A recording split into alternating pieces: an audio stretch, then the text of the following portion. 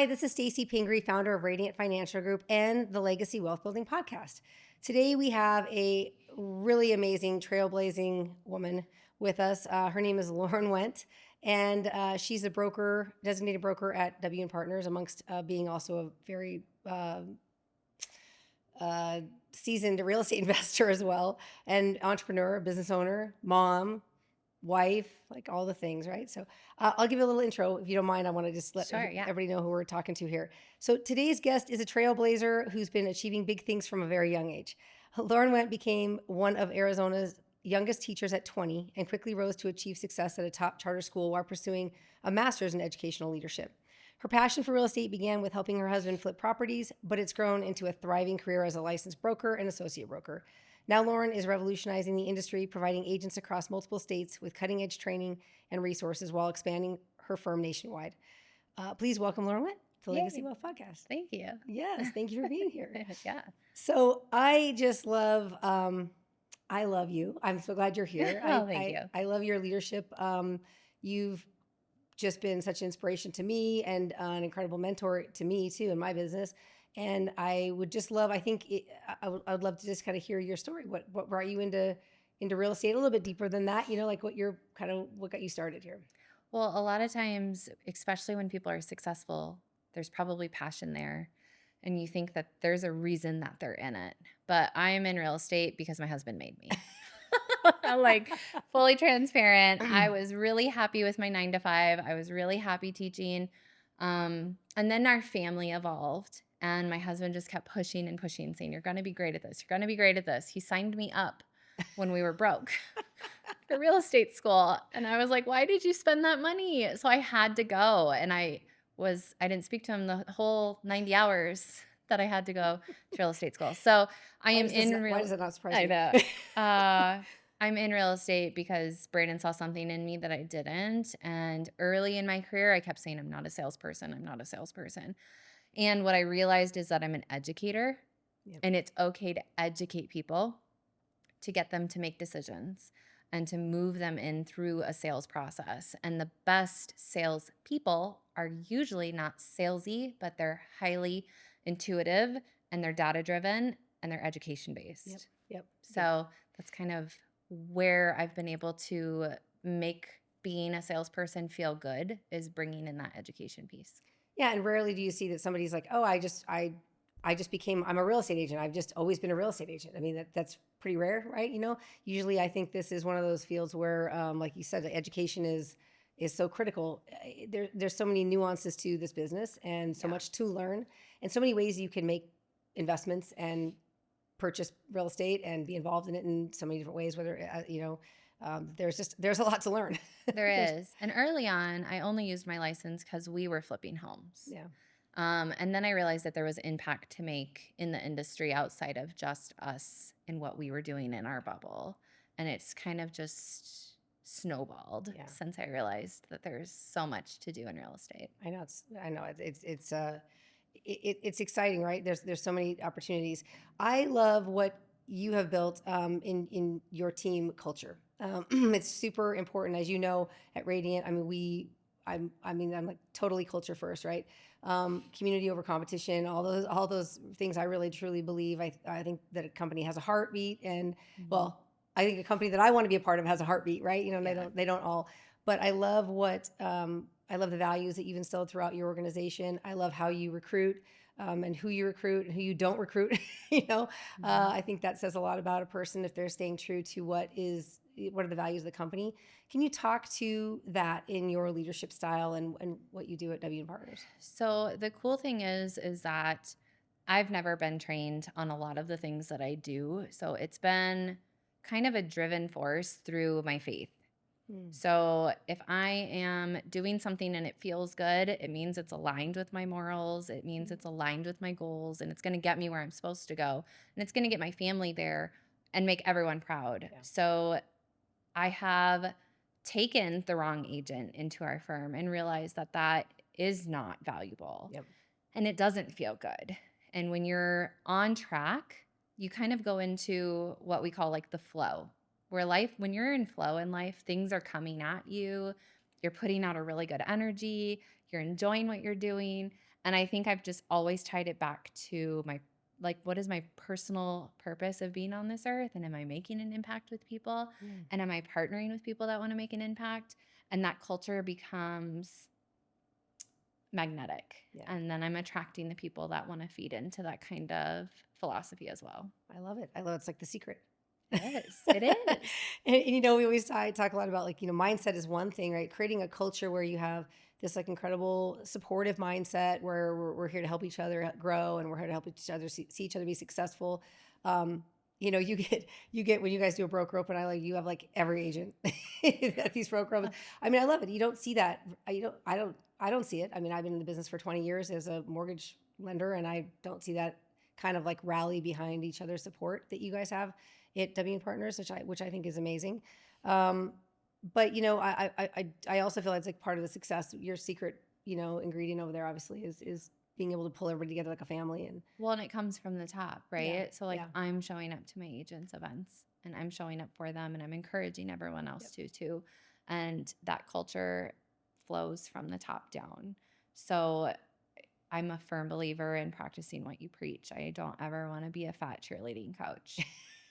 You know, like I can still I do the get it. back handspring. Yeah, I can still yeah. sell the houses. I can still negotiate the deals. I can still understand what people are working through as the industry changes. I always want to make sure my perspective is whole, which Yeah. means that I have to be around a lot of it. Yeah. So I think that's just kind of where a lot of our success has come from is they're able to see it's possible because I'm doing it right in front of them while being their broker. Yeah, it's funny. You and Brandon have I've just sat, you know, when I've had lunch with you two together and you're talking amongst yourselves or having a conversation with each other. It sounds so much like Jason and I, you know, in our early years. We're older, so we have a few more bruises right now than you guys do. But it's so funny you guys talk about like making it look easy, and I find that funny. Like practice what you preach, but then you also tend to make it look easy because it's part of what you do. You just deliver on it. You know, yes, we said we were going to do it, and we're doing it. Like that's it. We're doing it. And I think that's something to really be, you know, I mean, you guys should be proud of it, obviously, because I think it's one of the greatest, you know, assets of a leader is to show up and be there. Thank you. That out there. Yeah. So practicing what you preach. So I love this idea too, that you have not only done, I mean, you're actually involved in many businesses, but for the sake of this, I mean, so you're entrepreneurs.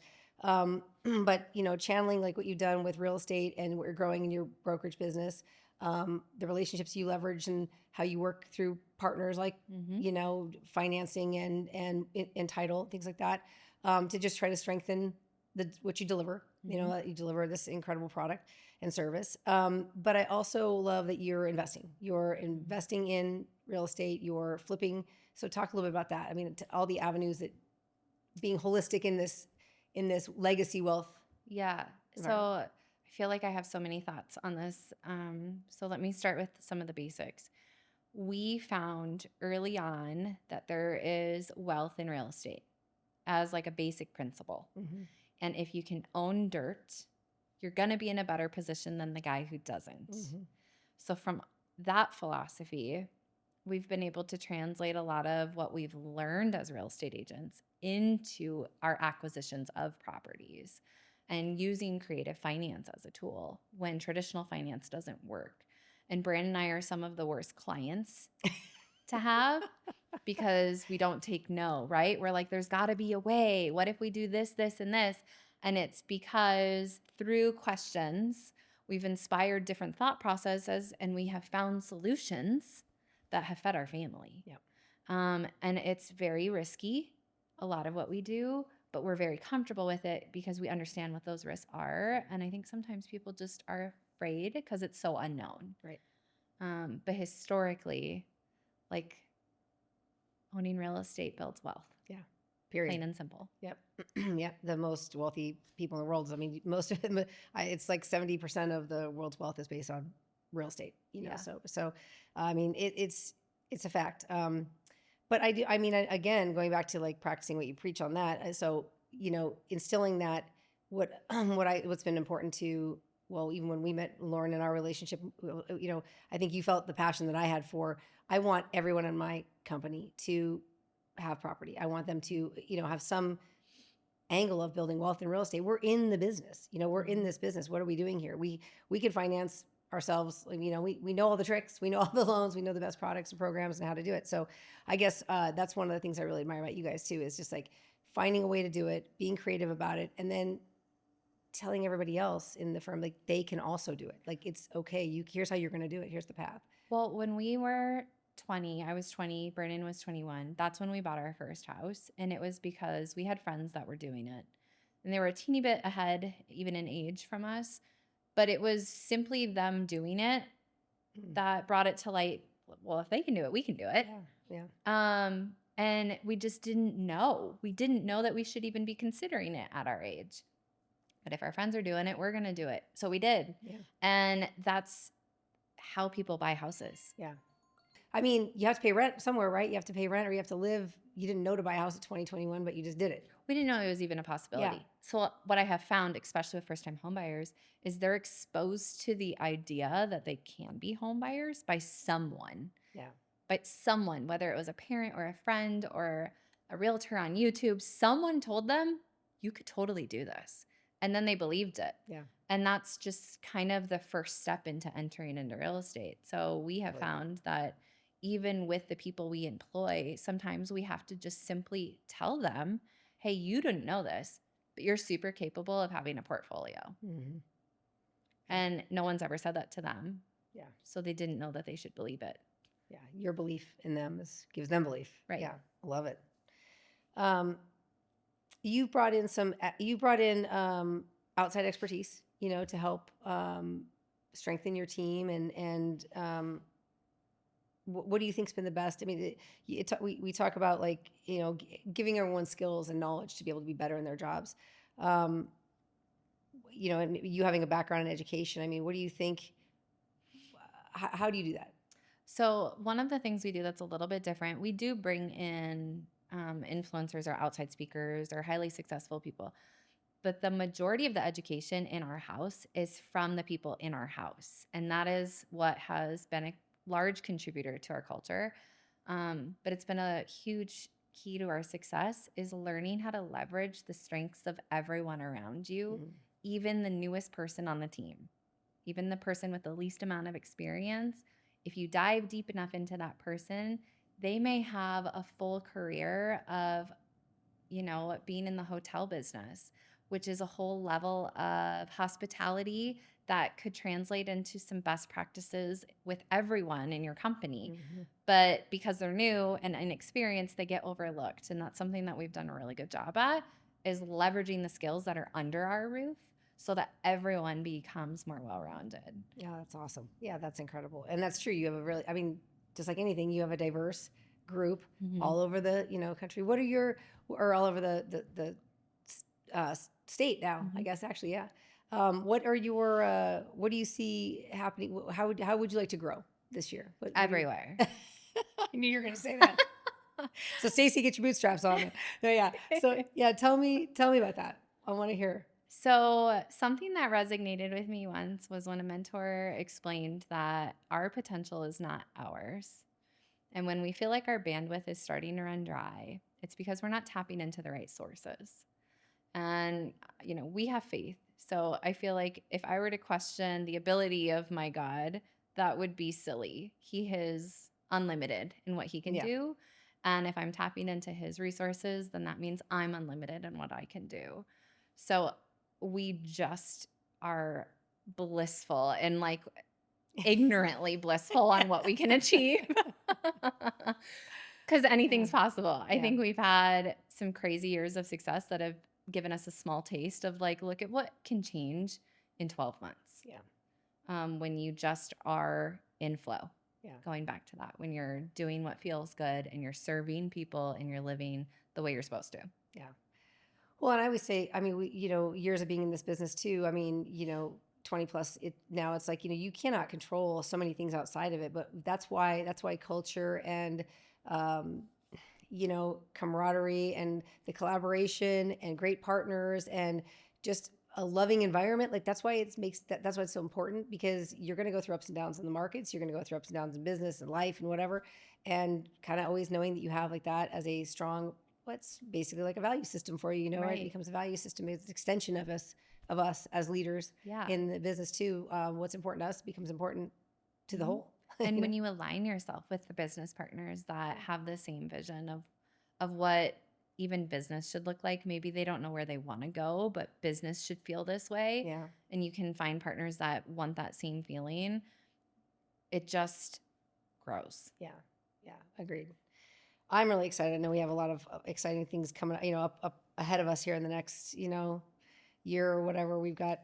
I don't want to look further than a year ahead right now.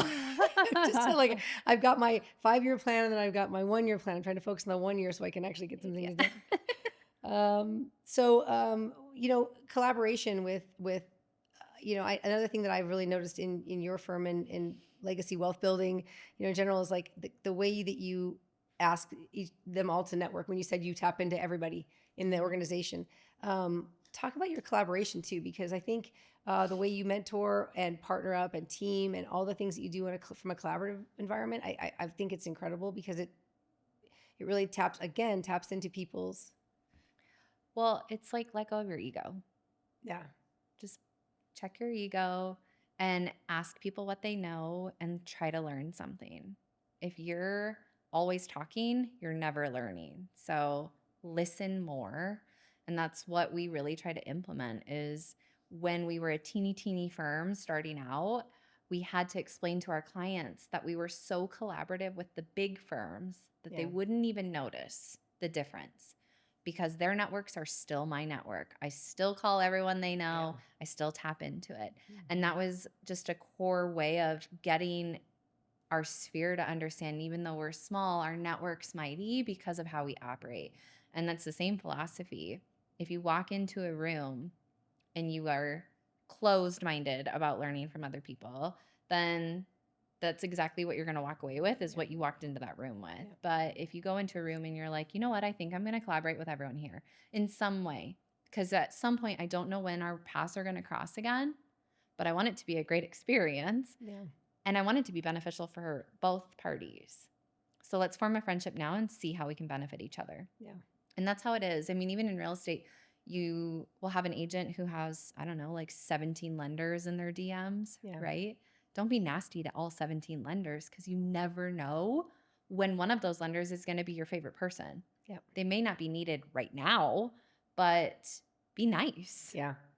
Well, and you and I have talked about this too. Like, I mean, we're in a phase right now of just we're into the start of 2025 right now. I don't know when this will air, but I mean, there has been if you are not a professional and really able to keep, had a business that you could sustain, treat this like a business, you're dedicated to it, all the things, treating it real, like a real job, both lending and real estate, you're probably not here anymore. Right. So I mean, now we're dealing with professionals. Yeah. I enjoy this time. This is like Yeah. when I feel like, it's time to shine because you're actually dealing with professionals. You don't have like, just because you could bag groceries at Safeway, you can become a lender, a loan officer. I think those times when the refi booms are going on are always like, maddening to me because I'm like, here goes the 10 years of building as a professional. I know. But I think right now is a time when you value those relationships and I mean, like you said, network, collaborate, reach out. Well, it's a small world. Yeah, it's very small. Even outside of your state, Yeah. even outside, like you will run into people on a plane, in a restaurant, across the world. It's Yeah. amazing how small our world is. So protect your reputation by treating people the right way. Yeah, agreed. And that's leverage. Mhm. That's leverage too, because you leverage your reputation, Right. to be able to gain, business and for your whole team, right? I mean, I love that leverage. I had a question for you about. So you are such a great teacher, leader, but talk to me about coaching for yourself. Yeah. So we are forever students. Forever students. I love to walk into a situation where everyone's talking and I have no idea what they're saying. Like where I feel like I have to Google the words that they're saying. Yeah. I'm like, I'm in the right room. Yeah. And this kind of feeds into getting really, I'm going to take you off on a tangent about imposter syndrome and making sure that you, through the levels of success, you do end up sitting at tables that you don't feel like you deserve to sit at. Mhm. And that is such a blessing. Like, Yeah. lean into that with everything you can. I love to be the dumbest person in the room. Yeah. And I'm a pretty intelligent person, Yeah. which means I'm hanging out with some badass people. Yep. So I'm going to stop talking and I'm going to listen to everything that they're saying. And then I'm going to like go home and read about it. But we hire coaches all the time. We're continuously finding mentors and coaches, Brandon and I, for ourselves. What we have found is the key to a quality coach is they do have to live a life outside of their business that also replicates what you want in your life. If you have a coach that is living with toxic habits, they will feed into the coaching that you're receiving. So make sure that if you are trying to have a healthy marriage and work-life balance and success, that your coach has all of those things too. That's great feedback. Yeah, that's great. I mean, it's so true because just because maybe they're maybe they're still suffering from the workaholic, all the things that you're trying to be coached out of, Right. they're actually Yeah, they're coaching you, but they're not living it. Yeah, it's so exactly. true. It goes along with legacy wealth. I mean, I feel that way when I talk to people about, like, are they really living in a way that's, to me, because to me, I mean, money is never the goal. Freedom is the Mhm. goal, and all that. So, if you got somebody that's just not taking time to be with their family, or that, those values don't line up with mine. So it's not really a person that I want to be coached by, right? It's not Right. like, and having the time freedom to be gone for a month in the summer or do what we want to do. We both like that. So Yes, we do. yeah, We do. I think but that, of course we go to a place, we buy the real estate so that we can, then write yeah, off the and then vacation. So rent it's it smart. out. Yeah. So I think that what's important though is even if you're just trying to figure out what wealth building looks like for you, and you've never been exposed to it, you're going to pay for everything in life. Like, Yeah. there's no freebies in life. So you're going to pay for everything. You're either going to pay for a coach so that they can show you where your roadblocks are, or you're not going to pay for someone to show it to you, and you're going to pay through it lessons. Yep. And Time. you're going to pay through it through time. Mm-hmm. So you're going to pay for it no matter what. Mhm. You just figure out what makes sense. And we have bootstrapped companies, and we have paid with our time, and we've paid with mistakes.